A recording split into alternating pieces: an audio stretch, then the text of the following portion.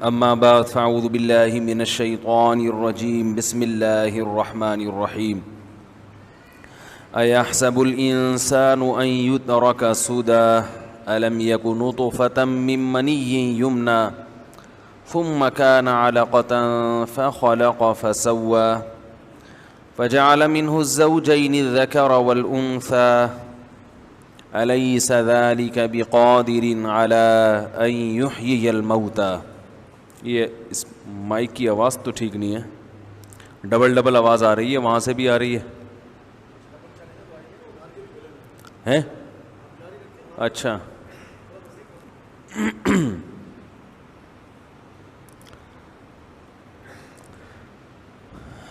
سورہ قیامہ کی آخری آیات پڑھی ہیں جولائی 2019. ایحسب الانسان ان یترک سدی، کیا انسان یہ سمجھتا ہے کہ اسے یوں ہی چھوڑ دیا جائے گا، یوں ہی چھوڑ دیا جائے گا. اس آیت میں اللہ تعالیٰ نے انسان کو تنبیہ کی ہے، بتایا ہے کہ انسان اپنے ہر عمل کا جواب دہ ہے. کچھ بھی کر رہا ہے تو اس کو یہ معلوم ہونا چاہیے کہ میں یہ کیوں کر رہا ہوں. بات آ رہی ہے سمجھ میں؟ اس کو یہ پتہ ہونا چاہیے کہ میں نے یہ کیوں کیا. دو نظریات ہیں دنیا میں. جو مذہب مخالف لوگ ہیں وہ کہتے ہیں ہماری زندگی ہے، ہم جیسے چاہیں گزاریں، ہم کسی کے پابند نہیں ہیں، لائف کو انجوائے کرو، بس خوشیاں مناؤ. لیکن اللہ تعالیٰ نے پیغمبروں کو جو دنیا میں بھیجا اور پھر اپنی آخری کتاب کو نازل کیا تو اس کا مقصد یہ بتانا ہے کہ تم آزاد نہیں ہو، تم کسی کے غلام ہو، پابند ہو کسی کے. کیونکہ اگر خود سے پیدا ہوئے ہوتے یا تم نے خود اپنے آپ کو بنایا ہوتا تو پھر تم اپنی منمانی زندگی گزارنے کے مجاز تھے، تمہیں یہ حق حاصل تھا.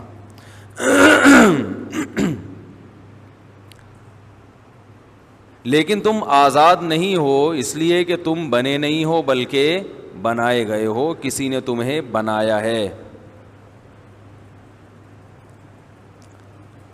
بننے میں بھی تم کسی کے محتاج، اور بننے کے بعد اپنی زندگی کو باقی رکھنے میں اس میں بھی کسی کے محتاج ہو. جب تم پیدا ہوئے تھے تو اس اللہ نے ماں کی چھاتیوں میں دودھ پیدا کیا، وہ پیدا نہ کرتا تو تم زندہ نہ رہتے، وہ اپنی قدرت سے کیا اس نے. پھر اس نے آسمان سے بارشیں برسائیں، زمین سے طرح طرح کے نباتات پیدا کیے.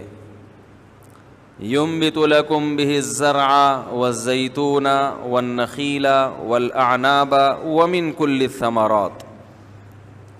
اسی گارے مٹی اور پانی کے ملاپ سے، گوبر مٹی اور پانی کے ملاپ سے اس نے کھیتیاں پیدا کی، زیتون پیدا کیا، زیتون، والنخل کھجور پیدا کیے، کھجوروں کے باغات، والاعناب انگور پیدا کیے، وَمِن كُلِّ الثَّمَرَاتِ اور ہر طرح کے پھل پیدا کیے. اگر وہ یہ سب چیزیں پیدا نہ کرتا یا کرنا بند کر دے تو ہم زندہ نہیں رہ سکتے. لوگ مجھے کہتے ہیں یہ بار بار نہیں بولا کریں، بولو بھائی بولو بھائی. تو آپ مجھے یہ بولنے کا موقع ہی نہ دیا کریں کہ میں بولو بھائی بولوں. آپ میرے بولے بغیر بول دیا کریں، ٹینشن ختم ہو جائے گی. کہتے ہیں نا تالی دونوں ہاتھوں سے بجتی ہے. تو ينبت لكم به الزرع والزيتون، کیسا فرق ہے ان سب چیزوں میں جو پیدا ہو رہی ہیں. لیکن پیدا سب مٹی سے ہو رہی ہیں. اللہ نے اگر بیج میں ایسے سافٹ ویئر انسٹال نہ کیے ہوتے کہ وہ بیج زمین میں جانے کے بعد تناور درخت بنتا ہے, پھر ہر درخت میں اسی جیسے پھل پیدا ہوتے ہیں, اور پھر ہر پھل میں وہ بیج دوبارہ, وہ پروسیس چل رہا ہے, چلتا چلا جا رہا ہے, چلتا چلا جا رہا ہے. تو ہم محتاج ہیں اللہ کے ایک ایک چیز میں.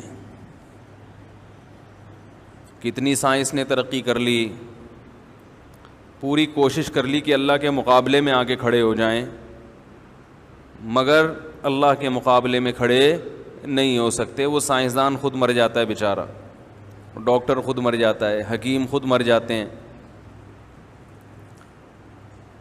جو لوگوں کو خوشیاں بانٹ رہے ہوتے ہیں وہ ٹینشنوں میں مر جاتے ہیں.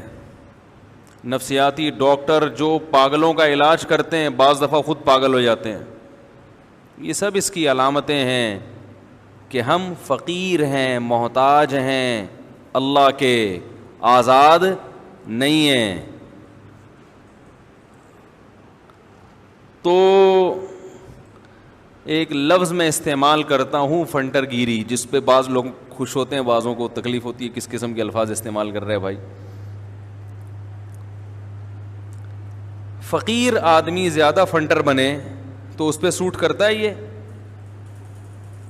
بھائی ایک سیٹ ہو, چلو وہ تکبر کے ساتھ گھوم رہا ہے, چلو اللہ نے دولت دی ہے تو وہ اس کو دکھا رہا ہے. ایک فقیر ہے, ایک محتاج ہے, ہر چیز میں آپ کا محتاج, پھر وہ آپ کے سامنے فنٹر بنے تو آپ بولو گے تو پاگل اور بیوقوف ہے.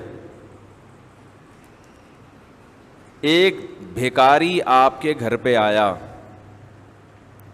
یہ سب باتیں میں اپنے بارے میں اور آپ کے بارے میں, ہم سب ایک ہی جیسے ہیں اس میں. ہم اپنے آپ کو فقیر ماننے کے لیے تیار نہیں ہیں. زبان سے مسلمان یہ کہہ دیتا ہے کہ ہم اللہ کے محتاج ہیں, اللہ کا فضل ہے تو بھائی چل رہے ہیں. تو بھائی جب تو اللہ کا محتاج ہے تو تیرے عمل سے تو کہیں نہیں لگتا کہ تو اپنے آپ کو اللہ کا محتاج سمجھتا ہے. لگتا ہے کہ تم سے بڑا فنٹر مارکیٹ میں پیدا ہوا ہی نہیں ہے. کچھ مان ہی نہیں رہا, کچھ عمل ہی نہیں کر رہا اس کی باتوں پہ. ہماری مثال اس بھیکاری کی ہے. ایک بھیکاری کسی سیٹھ صاحب کے پاس گیا اور کہنے لگا اللہ کے نام پہ 10 روپے دے دو. 10 کا نوٹ بھی لگتا ہے اب ختم ہو جائے گا. ویسے تو 10 کا نوٹ تو میرا خیال ہے ختم ہو گیا نا, نہیں ہوا, ابھی ہونے والا ہے. 5 لاکھ کا نوٹ آئے گا اب انشاءاللہ. معیشت جس اسپیڈ کے ساتھ گر رہی ہے, ان قریب 5 لاکھ کا نوٹ آنے والا ہے. تو بھیکاری گیا سیٹھ صاحب کے پاس. سیٹھ صاحب نے اس کو گھر میں بٹھایا, واش روم میں نہلایا. نہلانے کے بعد اس کا دھوتی بنیان لے کے اس کو سوٹ ٹائی وائی پہنا دی, اور پھر وہ بیچارہ پیدل آیا تھا, اس کی ایک کرولا اس کے ہاتھ میں پکڑا دی اور کہا کہ چل اب عیش کر.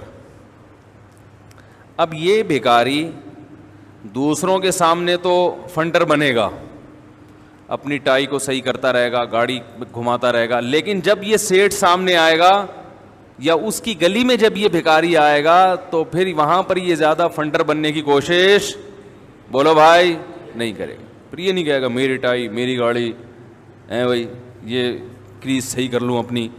وہ سیٹھ بولے گا تیری اوقات کیا ہے, کل تو دھوتی چڈی بنیان میں گھوم رہا تھا, یہ تو میں نے تجھے پہنا دی ہے, اور میں اگر ابھی واپس لے لوں تو تیری پھر وہی اوقات ہو جائے گی.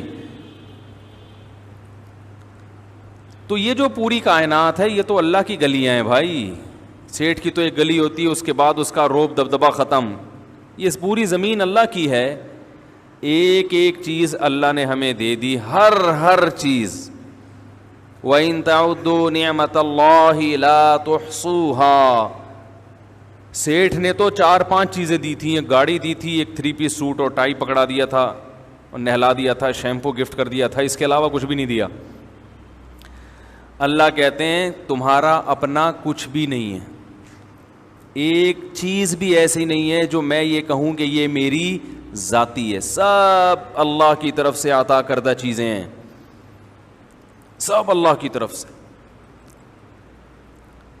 اور اتنی زیادہ ہیں کہ اللہ کہہ رہے ہیں, اللہ فرماتے ہیں کہ اگر تم ان نعمتوں کو کاغذ قلم لے کے لکھنا شروع کر دو یا شمار کرنا شروع کر دو تو تمہارے بس میں ان کو شمار کرنا نہیں ہے, ممکن نہیں ہے کہ ان کو گنا جا سکے.